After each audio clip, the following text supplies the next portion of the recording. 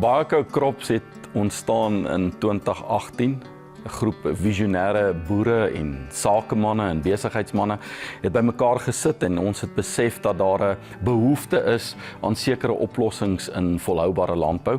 Ons het 'n daadwerklike besluit geneem om te verander en al ons energie te kanaliseer in biostimulante. Ons het geglo dat volhoubare landbou, voedselsekerheid en veilige voedsel is ons einddoel en dat ons daardeur boere sal bemagtig om so suksesvol te produseer. Plante of gewasse wat groei het 'n primêre funksie en dit is 'n primêre metabolisme om 'n vrug of 'n saad te produseer. Wanneer hierdie abiotiese stres plaasvind, gaan daar 'n verdedigingsmeganisme aangeskakel word in hierdie plant. En dan gaan die plant na sekondêre metabolisme toe. Dan skakel die plant oor na verdediging toe.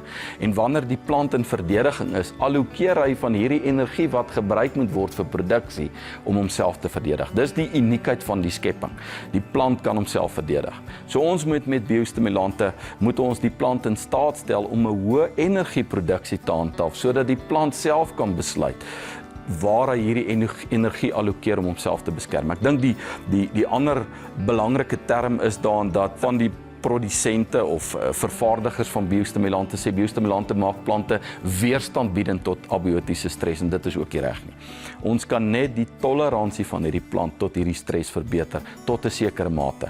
As die plant vir 4 weke in water gaan staan en hy versuip, is hy dood. En dis die realiteit.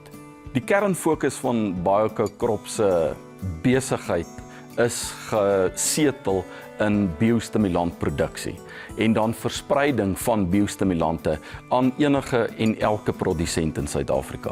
Ons het die afgelope seisoen 'n kliënt wat suikerbone produseer onder Spulpunt, voor opkoms onkruiddoder gespuit en ons weet hierdie uitermate donderstorms wat ons in somerreënval gebiede kry, het hy direk na toediening van hierdie onkruiddoders het hy verskriklik reën gehad. 4 weke na opkoms het die kliënt ons geskakel en gesê, hoorie maar, ek het 'n krisis, my gewas het onkruiddoderskade gegeewe, die plant wil nie groei nie, daar's van die plante wat vrek.